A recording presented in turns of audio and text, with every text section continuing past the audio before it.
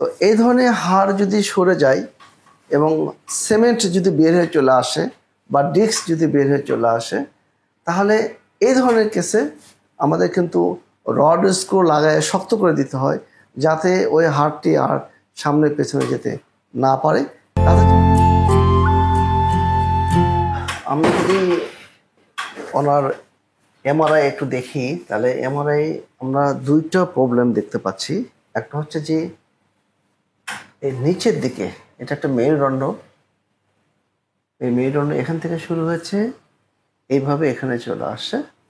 আমরা যদি মেরুদণ্ডের হাড় চিন্তা করি, তাহলে এটা যদি একটা ইট হয়, এটা যদি একটা সিমেন্ট হয়, এটা যদি একটা ইট হয়, তাহলে ইট সিমেন্ট ইট, আমরা ইট সিমেন্টের গাঁথনির মতো আসলে এগুলো গাঁথানো থাকে। এই সিমেন্টটা ছোট কালো দেখা যাচ্ছে, আর বাকি দুটো হচ্ছে ইট।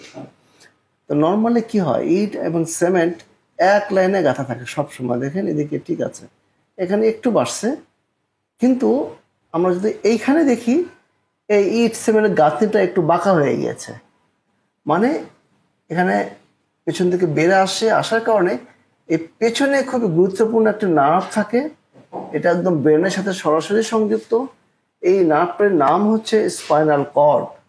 এখান থেকে শরীরের সব নার্ভগুলো বের হয়, এটা মূল সেন্টার। এই স্পাইনাল কর্ডে এখানে চাপ সৃষ্টি করেছে, যার কারণে ওনার এইখানে যে কোনো সমস্যা হলে, এটা ঘাড়ে যে কোনো সমস্যা হলে ওনার হাতে সমস্যা হবে। আপনার হাত ঝিঝি করে? ঝিঝি করে, সময় কোনো ঝিঝি সব সময় করে না। সব সময় করে না, মাঝে মাঝে হাত ঝিঝি করে। এই ঝিঝিটা আগে ছিল না? না, ঝিঝিটা আগে ছিল না। কতদিন হলো হচ্ছে? এই ঝিঝিটা বেশি দিন ধরে না, তবু 2-3 মাস করে বই। 2-3 মাস হলে ঝিঝি করছে।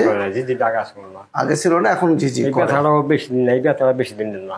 আচ্ছা, কিন্তু ওনার মূল সমস্যা হচ্ছে পায়ে আরেকটি সমস্যা আছে। এটা যদি কোমরের আমরা হাড় ধরি, মেরুদণ্ডের হাড় ধরি, তাহলে এই হাড় আর এই হাড় এভাবে যদি চিন্তা করি এক লাইনে থাকার কথা, কিন্তু এখানে কিন্তু না, এটা অনেক দূরে চলে আসছে। তার মানে নিচের এই হাড়টি আর এই হাড়ের সাথে এক লাইনে নাই, এটা পেছন দিকে চলে আসে, এটা সামনের দিকে চলে গেছে, যেটাকে আমরা লিস্থেসিস বলছি।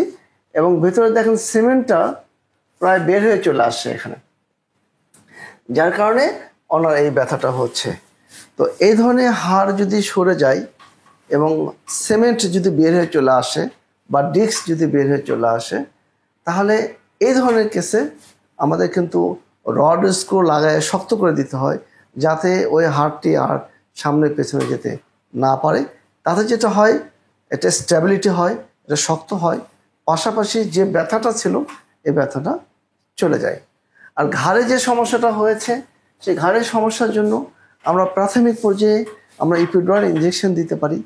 তাতে যদি কাজ না হয়, পরবর্তীতে ঘাড়েও কিন্তু একই ধরনের অপারেশন করতে হয়।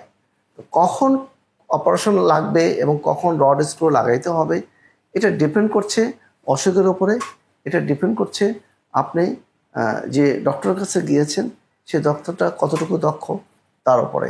সুতরাং সঠিক চিকিৎসা গ্রহণ করবেন, ভালো থাকবেন।